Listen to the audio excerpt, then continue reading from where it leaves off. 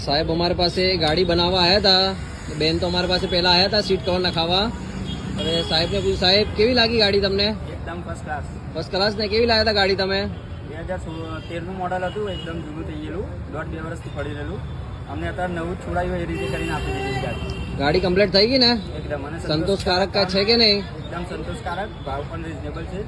તમે બી એકવાર આવીને તમારી કોઈ પણ જૂની ગાડી હોય તો અહીંયા મોડિફાઈ કરાવી શકો છો. ઓકે, થેન્ક યુ સાહેબ.